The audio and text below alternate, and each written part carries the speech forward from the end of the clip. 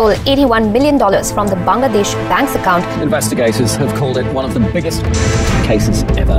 বাংলাদেশ ব্যাংকের রিজার্ভ থেকে প্রায় $1 বিলিয়ন চুরির টার্গেট নিয়ে মাঠে নেমেছিল ভয়ঙ্কর এক আন্তর্জাতিক হ্যাকার দল। কিন্তু হ্যাকারদের কিছু ভুলের কারণে পুরোটা সম্ভব না হলেও $81 মিলিয়ন বের করে নেয় বাংলাদেশ ব্যাংকের রিজার্ভ থেকে।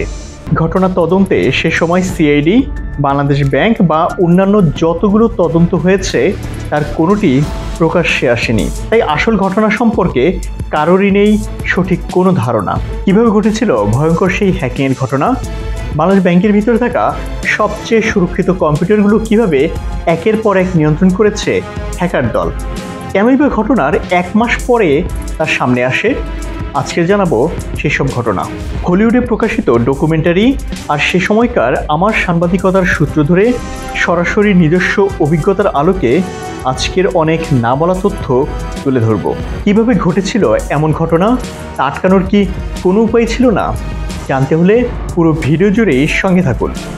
প্রথমে একটি প্রশ্ন জাগে, চুরির জন্য হ্যাকাররা কেন বেছে নিয়েছিল বাংলাদেশকে? মূলত হ্যাকারদের টার্গেট ছিল আমেরিকার নিউ ইয়র্কের ফেডারেল রিজার্ভ ব্যাংক, কিন্তু তাদের নিরাপত্তা ব্যবস্থা এতটাই শক্তিশালী যে সেখানে ঢোকা হ্যাকারদের পক্ষে সম্ভব না। তাই তারা ভাবলো এমন একটি দেশকে বেছে নিতে হবে যাদের কানেকশন রয়েছে ফেডের সাথে, পাশাপাশি যা নিউ ইয়র্ক থেকে বহু দূরে এবং যাদের আইটি নিরাপত্তা ব্যবস্থায় দুর্বলতা রয়েছে, একই সাথে ফেডারেল রিজার্ভে যাদের প্রচুর ডলারও জমা আছে। এক্ষেত্রে চলে এলেও বাংলাদেশের নাম, কারণ সে সময় বাংলাদেশ ব্যাংকের রিজার্ভের অর্থের পরিমাণ বেশ ভালোই ছিল, কিন্তু নিরাপত্তা ব্যবস্থায় ছিল যথেষ্ট দুর্বলতা। সাইবার হামলার জন্য উপযুক্ত পরিবেশ এখানেই রয়েছে। ঘটনা 2016 সালে হলেও বাংলাদেশ ব্যাংকের কম্পিউটার হ্যাকিংয়ের কাজ তারা শুরু করে তারও 1 বছর আগে। মূলত বাংলাদেশ ব্যাংকের কম্পিউটার নেটওয়ার্কে ঢোকার জন্য তারা একটি পথ খুঁজতে থাকে। একটি দুর্বলতাই যথেষ্ট বাংলাদেশ ব্যাংকের কম্পিউটার নেটওয়ার্কে তাদের নিজেদের আধিপত্য বিস্তার করার জন্য। সময়টা 2015 সালের জানুয়ারি মাস। ঘটনার ঠিক 1 বছর বাকি তখনও। শুরু হলো হ্যাকারদের পেপার ওয়ার্ক। বিভিন্ন সামাজিক যোগাযোগ সাইটের মাধ্যমে বাংলাদেশ ব্যাংকের মাঝারি ও উচ্চ লেভেলের কর্মকর্তাদের সম্পর্কে তথ্য সংগ্রহ শুরু হলো, সাথে সবার ইমেল অ্যাড্রেস। এবার বসে ফেলার পালা। এর মধ্য থেকে 36 জনকে একটি মেইল করা হলো। কি ছিল সেই মেইলে? খুবই সাধারণ।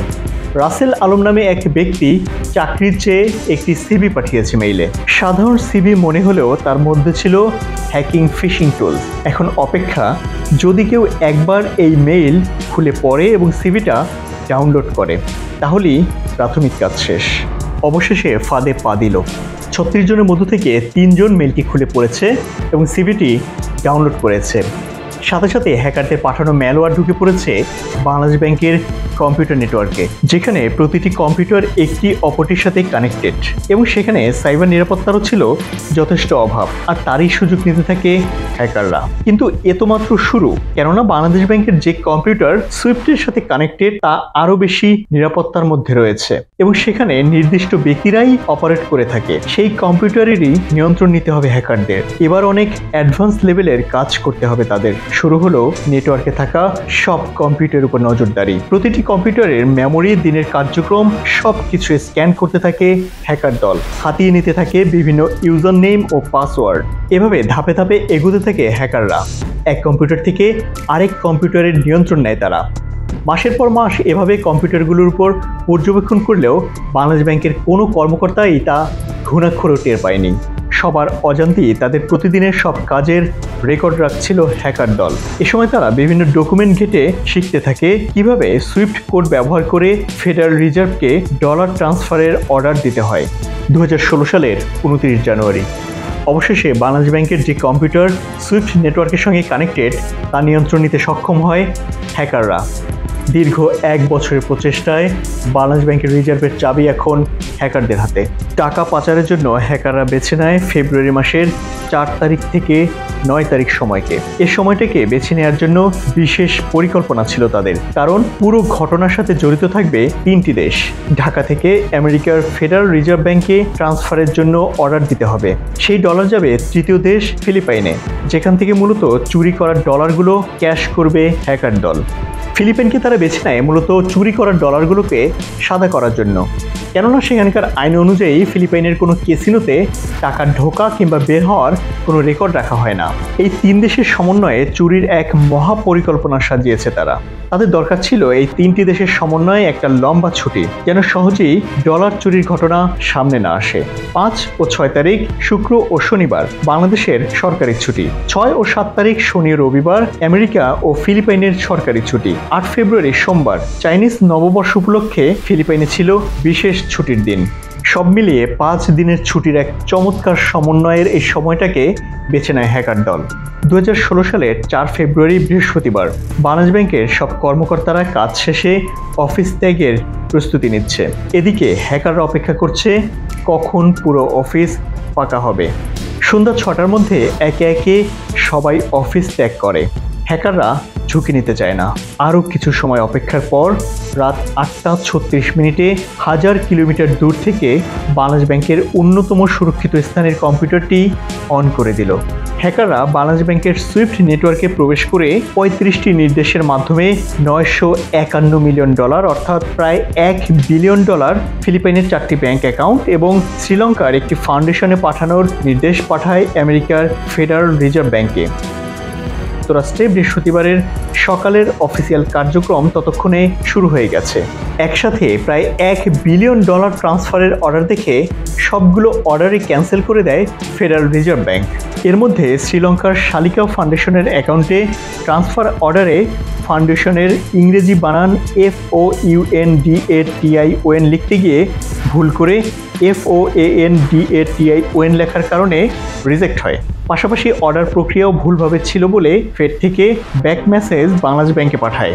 তাৎক্ষণিকভাবে হ্যাকাররা 35টির মধ্যে 34টি কারেকশন করে পুনরায় অর্ডার প্লেস করে। সম্ভবত একটি ভুলে যায় হ্যাকাররা। হ্যাকারদের কারেকশন করে পুনরায় পাঠানো 34টি অর্ডারের মধ্য থেকে 4টি অ্যাপ্রুভ করে ফেডারেল রিজার্ভ ব্যাংক। আর এই 4টি অর্ডারের মধ্যে ছিল মূলত $81 মিলিয়ন, যা চলে যায় ফিলিপাইনের RCBC ব্যাংকের একটি অ্যাকাউন্টে, যা 6 মাস আগেই ওপেন করে রেখেছিল হ্যাকার দল। 4টি সফল ট্রানজ্যাকশনের পরেই হ্যাকাররা চেয়েছিল তাদের যেন ট্র্যাক করা না যায়। সেজন্য তারা দ্রুতই সকল ডিজিটাল রেকর্ড মুছে ফেলতে লাগলো। কিন্তু সমস্যা হলো অন্য এক জায়গায়। বাংলাদেশ ব্যাংকের সুইফট নেটওয়ার্কের কম্পিউটারের সাথে কানেক্টেড ছিল একটি প্রিন্টার। সেখানে সব কিছুই অটোমেটিক প্রিন্ট হতে থাকে। এই প্রিন্টারই তাদের সকল কাজ ফাঁস করে দিবে। দ্রুত ধরা পড়া এড়াতে এই প্রিন্টারটি সাময়িকভাবে অকেজো করে দিল হ্যাকাররা। এরপর বাকি 30টি ট্রানজ্যাকশনের অ্যাপ্রুভ হওয়ার অপেক্ষায় থাকলো তারা। অপেক্ষা করতে করতে শেষ পর্যন্ত বাংলাদেশ টাইম রাত 3:59 তারা বাংলাদেশ ব্যাংকের ওই পিসি থেকে লগ আউট করে। কারণ তারা ধরে নেয় নিউ ইয়র্কে বিকেল 5টার মধ্যে নিশ্চয়ই সকল অফিস বন্ধ হয়ে গেছে, তাই ট্রানজ্যাকশন হয়নি। এদিকে ঘটে অন্য ঘটনা। ফেডারেল রিজার্ভ ব্যাংক মূলত বাকি ট্রানজ্যাকশনগুলোকে হোল্ড করে দিয়েছিল, কারণ ব্যাংকের ঠিকানা দেওয়া ছিল জুপিটার স্ট্রিট। এখানেই ঘটে বিপত্তি। জুপিটার শিপিং নামক মার্কিন নিষেধাজ্ঞাপ্রাপ্ত অন্য একটি কোম্পানি থাকায় শব্দ মিলে যাওয়ায় ফেডারেল রিজার্ভ ব্যাংকের সিস্টেমে সতর্কতা আসতে থাকে। তাছাড়া বাংলাদেশ ব্যাংক সচরাচর এত বড় ট্রান্সফার অর্ডার একসঙ্গে করে না, ফলে বাকি 30টি অর্ডার আটকে দেয় ফেড, যার পরিমাণ ছিল $819 মিলিয়ন। এ সময় তারা পুনরায় অর্ডারগুলো নিশ্চিত করতে বাংলাদেশ ব্যাংকে আবার মেল পাঠায়। কিন্তু ততক্ষণে হ্যাকাররা বাংলাদেশ ব্যাংকের কম্পিউটার থেকে বের হয়ে গেছে। ভাগ্য নেহাতি বাংলাদেশের ভালো বলতে হবে, কারণ আর 1 ঘন্টা যদি হ্যাকাররা বাংলাদেশ ব্যাংকের সুইফট নেটওয়ার্কে অবস্থান করত, তাহলে যুক্তরাষ্ট্র থেকে পাঠানো পুনঃনিশ্চিতকরণ মেইলের উত্তর দিলেই পুরো $1 বিলিয়ন ট্রান্সফার করে দিত ফেড। অবশেষে $1 বিলিয়ন খুব কাছে গিয়েও মাত্র $81 মিলিয়ন নিয়ে সন্তুষ্ট থাকতে হয় হ্যাকারদের। এদিকে 5 ফেব্রুয়ারি শুক্রবার সকালবেলা অফিসিয়াল নিয়ম অনুযায়ী বাংলাদেশ ব্যাংকের বিন হুদা নামক একজন কর্মকর্তা সুইফট নেটওয়ার্ক রুমে প্রবেশ করে প্রিন্টার থেকে পূর্বের দিনের লেনদেনের প্রিন্টেড রিপোর্ট অনুপস্থিত দেখতে পান। এরপরে প্রিন্টার চালু করার চেষ্টা করেও চালু করতে ব্যর্থ হয়ে কাউকে কিছু না বলে অফিস ত্যাগ করেন। অন্যদিকে 5 ফেব্রুয়ারি শুক্রবারই ফিলিপাইনের রিজার্ভ ব্যাংকে জমা হওয়া $81 মিলিয়ন মধ্য থেকে $22 মিলিয়ন তুলে ক্যাসিনোতে নিয়ে যায় হ্যাকাররা।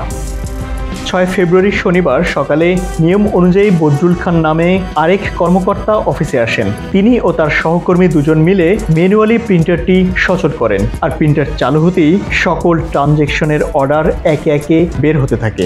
তখনই কেবল বাংলাদেশ ব্যাংক জানতে পারে পুরো $1 বিলিয়ন চুরি চেষ্টা। যার মধ্য থেকে $81 মিলিয়ন এরই মধ্যে ফিলিপাইনের রিজার্ভ ব্যাংকে ট্রান্সফার করে দিয়েছে যুক্তরাষ্ট্রের ফেডারেল রিজার্ভ ব্যাংক। এই ঘটনায় ঘাবড়ে যায় অফিসাররা। তখনই তারা প্রথমে যুক্তরাষ্ট্রের ফেডারেল ব্যাংকে ফোন করে যোগাযোগের চেষ্টা করে, কিন্তু সেদিন শনিবার থাকায় সাপ্তাহিক ছুটির দিন হওয়ায় কেউই ফোন ধরেনি। তবে অনেক চেষ্টার পর সুইফট নেটওয়ার্কের কর্মকর্তাদের সাথে যোগাযোগ স্থাপন করতে সক্ষম হয়। সুইফট নেটওয়ার্কের কর্মকর্তারা তাৎক্ষণিক পরামর্শ দেয় সাথে সাথে বাংলাদেশ ব্যাংকের সুইফট নেটওয়ার্ক সাময়িকভাবে বন্ধ রাখার জন্য, যতক্ষণ না পর্যন্ত তারা উদ্ধার করতে পারছে প্রকৃতপক্ষে কি হয়েছে। বাংলাদেশ ব্যাংকের সেই অফিসাররা নিজেরা সুইফট নেটওয়ার্ক বন্ধ করার সিদ্ধান্ত নিতে না পেরে ফোন দেন ডেপুটি গভর্নরকে। ডেপুটি গভর্নরও সুইফট নেটওয়ার্ক বন্ধ করার সিদ্ধান্ত নিতে না পেরে ফোন দেন সে সময়ের গভর্নর আতিউর রহমানকে। কিন্তু গভর্নর মনে করেন এটা একটা হয়তো সাধারণ কোনো ত্রুটি হতে পারে, অফিস খুললে কারেকশন হয়ে যাবে। হ্যাকিং এর মতো ঘটনা যে ঘটতে পারে তা তিনি কল্পনাও করেননি।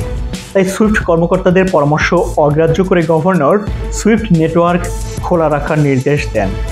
এমনকি এই ঘটনা অর্থমন্ত্রী কিংবা সরকারের উচ্চ পর্যায়ের কাউকেই জানাননি গভর্নর। উল্টো বিদেশ থেকে সাইবার সিকিউরিটি এনে বিষয়টি সমাধানের চেষ্টা করেন। এত বড় একটি ঘটনা সে নিজেই সমাধান করতে চেয়েছিলেন, ভেবেছিলেন কাউকে কিছু না জানিয়েই সবকিছু সমাধান করে ফেলবেন। পরদিন রোববার যথারীতি সপ্তাহের কার্যক্রম শুরু করে বাংলাদেশ ব্যাংক। এ সময় কেন্দ্রীয় ব্যাংকের জেনারেল ম্যানেজার আসেন এবং বোঝার চেষ্টা করেন কি ঘটেছে আসলে। কিন্তু তখনও যুক্তরাষ্ট্রের ফেডারেল রিজার্ভ ব্যাংকের কারোর সাথেই কোনো প্রকার যোগাযোগ করতে পারেনি বাংলাদেশ ব্যাংক, কারণ রোববারও সেখানে সরকারি ছুটি চলছে। কিন্তু সুইফট নেটওয়ার্ক পর্যবেক্ষণ করে বাংলাদেশ ব্যাংক বুঝতে পারে ফিলিপাইনের ম্যানিলার একটি ব্যাংকে ট্রান্সফার হয়ে গেছে $81 মিলিয়ন। তৎক্ষণাৎ ঢাকার কর্মকর্তারা ফিলিপাইনের সেই রিজাল কমার্শিয়াল ব্যাংক বা আরসিবিসি ব্যাংকে যোগাযোগ করার চেষ্টা করে, কিন্তু রোববার সাপ্তাহিক ছুটি চলছে ফিলিপাইনে। বাংলাদেশ ব্যাংক থেকে পাঠানো কোনো মেইল চেকই করছে না সেখানে কেউ। পরদিন সোমবার ফিলিপাইনে যোগাযোগের চেষ্টা চলছে যেন ট্রান্সফার হওয়ার টাকাটা কাউকে না দেয়া হয়, কিন্তু একটি সমস্যা, সোমবারও সেখানে চলছে চায়না নিউ ইয়ারের ছুটি। শুক্রবার, শনিবার, রোববার আর সোমবার তিনটি ভিন্ন ভিন্ন দেশের পরপর 4 দিনের ছুটির ফাঁদে আটকে গেছে বাংলাদেশের $81 মিলিয়ন। একবার ভাবুন তো কতটা নিখুঁত প্ল্যানিং আর দক্ষতার সঙ্গে কাজ করেছে এই হ্যাকিং দল। 9 ফেব্রুয়ারি মঙ্গলবার একদম সকালবেলায় ফিলিপাইনের রিজার্ভ ব্যাংক থেকে অবশিষ্ট $59 মিলিয়ন তুলে ক্যাসিনোতে নেওয়া হয় এবং তার কিছুক্ষণ পরেই সেই অর্থ নিয়ে চাইনিজ জুয়ারির মাধ্যমে নিজেদের মধ্যে খেলে পুরো টাকা নিয়ে ফিলিপাইন ত্যাগ করে। অবশেষে বাংলাদেশ ব্যাংক আর্জেন্ট কল করে ফিলিপাইনের আরসিবিসি ব্যাংকের ম্যানেজারকে, কিন্তু ততক্ষণে অনেক দেরি হয়ে গেছে, সব ডলার ক্যাসিনো হয়ে বাতাসে মিলিয়ে গেছে। আরসিবিসি ব্যাংক কর্তৃপক্ষ জানায় একমাত্র ফিলিপাইনের আদালতে মামলা হলেই বাংলাদেশ ব্যাংকের চুরি যাওয়া অর্থ উদ্ধারে তারা চেষ্টা করবে। ফেব্রুয়ারির শেষ দিকে ফিলিপাইনের আদালতে মামলা হওয়ার পর এই সংবাদ ফিলিপাইনের বিভিন্ন সংবাদপত্রে প্রকাশ হয়। এরপরেই কেবল বাংলাদেশের মানুষ জানতে পারে পৃথিবীর ইতিহাসের সবথেকে বড় ব্যাংক ডাকাতির ঘটনা, যা ঘটেছে তাদের নিজ দেশেই। এই ঘটনা প্রকাশ্যে আসার পরে বাংলাদেশ ব্যাংকের তৎকালীন গভর্নর আতিউর রহমান পদত্যাগ করেন। প্রফেশনাল কাজের সুবাদে তাকে যতটুকু চিনেছি তাতে আতিউর রহমান নিঃসন্দেহে এশিয়ার অন্যতম সেরা ব্যাংকার। তার হাত ধরে দেশের আর্থিক খাতের অনেক সংস্কার ও উন্নতি হয়েছে। তারপরও এই রিজার্ভ চুরির ঘটনা পরবর্তী সময়ে তার অনেক কিছুই করার ছিল।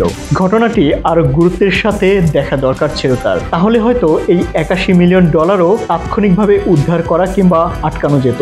সে সময় তাৎক্ষণিকভাবে এই ডলার উদ্ধারে কি করা যেত জানতে চাইলে কমেন্ট করে অবশ্যই জানাবেন, তাহলে পরবর্তী পর্বে এ নিয়ে আলোচনা হবে। শেষ পর্যন্ত বাংলাদেশের ঘটনা হলিউডে জায়গা করে নিল, এতে কিন্তু আমাদের খুশি হওয়ার কোনো কারণ নেই।